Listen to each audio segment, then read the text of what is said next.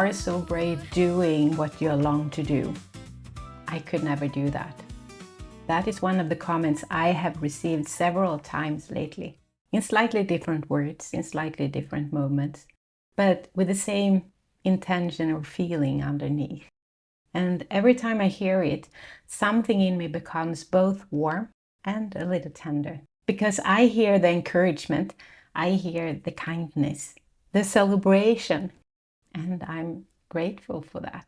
But I also hear something else.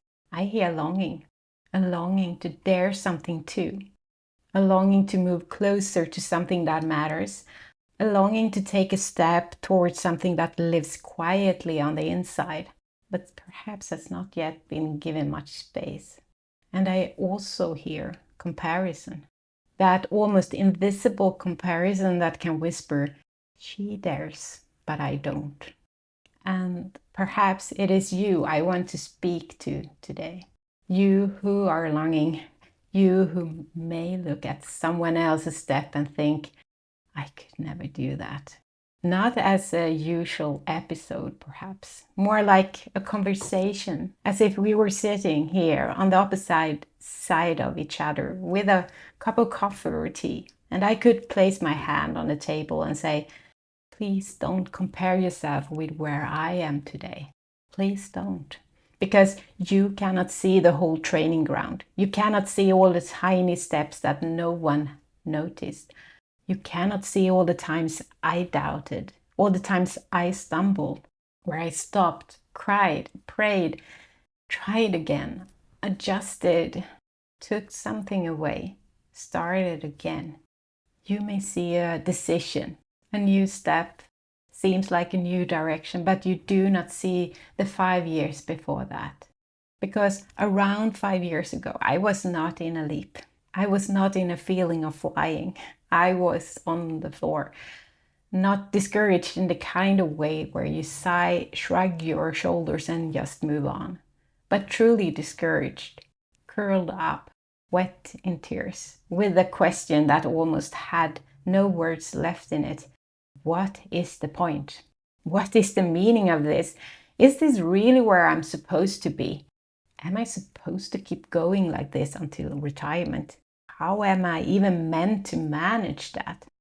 And I did not have big answers then. I did not have a clear plan.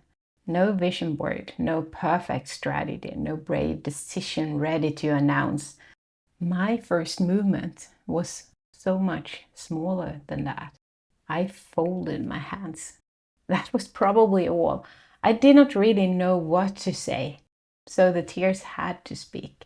And maybe that does not sound like a step, but it was. It was movement. It was 1 millimeter.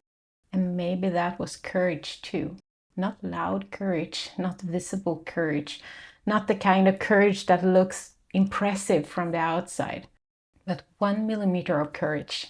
And 1 millimeter of courage is still courage. I think we sometimes underestimate the millimeters. We often want change to look visible, clear, powerful, something we can point to, like a new job, a resignation, a course, a company, a big decision. But many changes do not begin there. They begin in something so small that no one else has even noticed. Maybe it's conversation, a prayer, a walk, a no, a yes, a sentence written in a notebook, a quiet admission to yourself. I am actually longing for something more. 1 millimeter is still movement. I really want you to hear that. 1 millimeter is still movement, and 1 millimeter of courage is still courage. It may not look like much from the outside, but on the inside, it can be the beginning of something. For me, that first millimeter became the beginning of curiosity. Not a finished answer, just curiosity. What does this mean? What am I longing for? What needs more air? What needs to be stripped back? What have I filled my life with that no longer carries me? What is normal training ache and what is actually harmful? And then it had to move slowly. millimeter by millimeter. I began to strip things back, remove things, create more space, more air. I began to look at where my time was spent, which environments gave me life, which environments mainly drained it, what I said yes to out of habit, and I said no to out of fear. And I did not change everything at once. I would not have had the strength for that. I moved according to the strength I had at the time. And I want to say that to you too. Do not take someone else's step. If your strength is enough, 1 millimeter, take your millimeter. The length of the step is not the most important thing.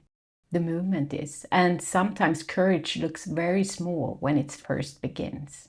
When I later, several years after that, resigned from a job and stepped fully into my own company, it may have looked brave. And yes, it was brave.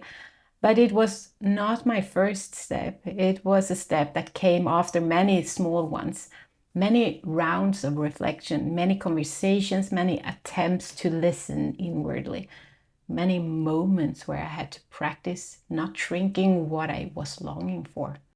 When I this spring sent in my application to study theology and leadership, that also felt clear. I sent in my documents early in the morning on the very first day the application opened. There was almost no doubt in the direction itself, but that does not mean everything around me just simply falls into place. It does not mean a red carpet is now rolled out in front of me. The strength training continues day by day, week by week. And maybe that is what courage is. Not never being afraid, not always knowing, not everything feeling easy, but slowly building the strength to let go of comparison, to stop carrying all the shoulds. I should be further along, I should dare more, I should have figured this out by now. I should know exactly where I'm going. I should be as brave as someone else. No. You do not need to be as brave as someone else. You need to be honest about your own longing and then take a step that is true for you. Maybe a very small one, maybe almost invisible, but true.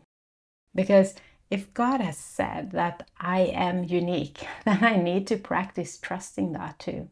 Not as a beautiful phrase, but as something I actually get to live from. And that is not only true for me, it's actually true for you too. You do not need to copy someone else's journey. You do not need to borrow someone else's pace. You do not need to diminish your first step because someone else appears to be further ahead. You have your path, your longing, your direction, your current level of strength. And that is where you begin. So to you who have said or thought, I could never do that. Maybe the question is not whether you dare the whole journey. Maybe the question is, what is the 1 millimeter you dare today? Not a meter, not a leap, not the whole plan. 1 millimeter. So I deeply wish that you, who are longing for more courage, will not wait until you feel completely brave, because I'm not sure that is how it works. Perhaps courage is built more like muscles. A little resistance, a little rest, a little new movement, a little training ache, a little more strength, and then 1 more millimeter. So today I do not want to give you a big challenge. I do not want to say, go and change your whole life. I only want to ask, what is your millimeter? What is the honest step in the direction of your longing? And can you let that be enough for today? Because you do not have to feel completely brave to begin. 1 millimeter is still movement, and 1 millimeter of courage is still courage. 1, 2, 3, 4. Millimeter by millimeter, a life can begin to move in your direction. So take your step, not mine, not someone else's, yours. Be confident, be you.